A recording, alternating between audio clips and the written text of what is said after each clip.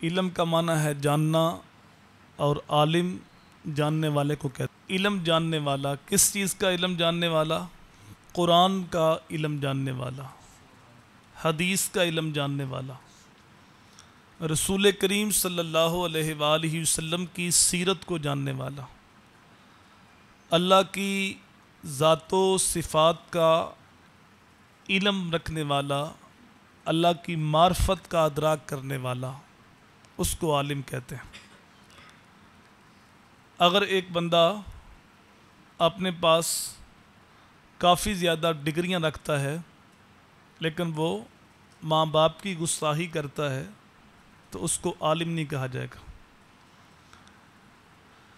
ایک بندے کے پاس بہت زیادہ ڈگریاں ہیں لیکن وہ صحابہ اہل بیت کی گستاخی کرتا ہے، انبیاء کرام کا بے ادب ہے، تو اس کو عالم نہیں کہا جائے گا۔ علم شعور کا نام ہے، علم روشنی کا نام ہے، علم حسن اخلاق کا نام ہے، علم قرب خداوندی کا ذریعہ ہے، علم معاشرے کے اندر بد امنی کو ختم کرتا ہے۔ اگر ڈگریاں بڑھتی جائیں تو اس معاشرے کے اندر بہن بھی قتل ہو رہی ہو، بیٹی بھی قتل ہو رہی ہو، ماں کی عزت نہ ہو، بیوی کی عزت نہ ہو، تو وہ پڑھا لکھا معاشرہ نہیں کہلاتا۔ حضرت عبداللہ رضی اللہ تعالیٰ عنہ فرماتے ہیں کثرت کیل و قال کا نام علم نہیں، کہ تو بہت زیادہ باتیں کر سکتا ہے، جب کسی مجلس کے اندر بیٹھتا ہے تو چھا جاتا ہے، اس چیز کا نام علم نہیں۔ دیکھنا یہ ہے کہ تو اللہ کی ذات سے ڈرتا کتنا، جتنا علم زیادہ ہوگا اتنا اللہ کا خوف زیادہ ہوگا۔ اور اس پر قرآن نے مہر لگائی انما یخشی اللہ من عبادہ العلماء، اللہ کے بندوں سے جو اللہ کی ذات سے ڈرنے والے ہیں وہ علماء ہیں۔ تو جتنا اللہ کا خوف اور خشیت زیادہ ہوگی اتنا وہ زیادہ علم رکھنے والا ہے اور اتنا وہ بڑا عالم ہے۔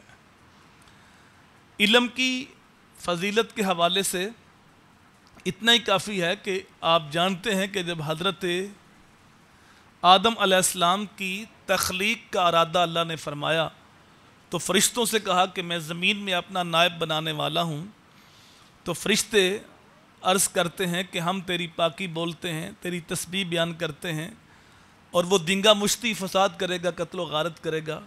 تو میرے رب نے کہا جو میں جانتا ہوں وہ تم نہیں جانتے۔ پھر آدم علیہ السلام کی تخلیق کی گئی اور ان کے اندر روح پھونکی گئی، تو فرشتوں کے سامنے کچھ چیزیں رکھی گئی، ان کے نام بتاؤ، تو وہ نہ بتا سکے، ان کے پاس علم نہیں تھا۔ تو پھر آدم علیہ السلام سے کہا کہ تم ان چیزوں کے نام بتاؤ، تو آپ چونکہ سکھائے گئے تھے، آپ کو علم دیا گیا تھا، تو آپ نے فر ساری چیزوں کا نام بتا دیا۔ تو میرے رب نے کہا میں نے تجھے کہا نہیں تھا جو میں جانتا ہوں وہ تم نہیں جانتے؟ تو پھر فرمایا کہ آدم علیہ السلام کو سجدہ کرو۔ آدم علیہ السلام کی جو فضیلت فرشتوں پہ ظاہر ہوئی ہے وہ دولت کی وجہ سے نہیں ہوئی، وہ طاقت کی وجہ سے نہیں ہوئی۔ آدم علیہ السلام کی فرشتوں پر جو فضیلت ظاہر ہوئی وہ علم کی وجہ سے۔ اور اسلام کی پہلی وحی اقرا وہ بھی علم کے بارے نازل ہوئی۔ رسول کریم صلی اللہ علیہ وآلہ وسلم مسجد نبوی میں تشریف لائے، دو گروہوں میں صحابہ بیٹھے ہوئے تھے، ایک ذکر اذکار کر رہے تھے، دعا مانگ رہے تھے، استغفار کر رہے تھے، اور دوسرا حلقہ جو تھا وہ علم کا تھا۔ ایک سوال پوچھتا دوسرا بتاتا، ایک واز کرتا دوسرے سنتے۔ تو ایک ذکر کا حلقہ تھا، ایک علم کا حلقہ تھا۔ تو رسول کریم صلی اللہ علیہ وآلہ وسلم نے فرمایا دونوں خیر پر ہیں، یہ بھی اچھا کام کر رہے ہیں، یہ بھی اچھا کام کر رہے ہیں۔ اور پھر جو علم کا حلقہ تھا میرے حضور ان کے درمیان بیٹھے اور ان کی عظمت کو قیامت تک بلند کرتے فرمایا انما بعثت معلما، رب نے مجھے معلم بنا کے بھیجا ہوا ہے۔ اللہ اکبر۔ حضرت سلیمان علیہ السلام کو اللہ نے اختیار دیا کہ اے میرے پیغمبر چاہو تو علم لے لو، چاہو تو حکومت لے لو، اور چاہو تو دولت لے لو، ان تین میں سے ایک کا انتخاب کرو۔ تو حضرت سلیمان علیہ السلام عرض کرتے ہیں باری تعالیٰ مجھے علم عطا کرتے ہیں۔ کہا میرے بندے تو نے ایسی چیز کا انتخاب کیا ہے، جا علم کے بدلے باقی دونوں چیزیں بھی عطا کر دی۔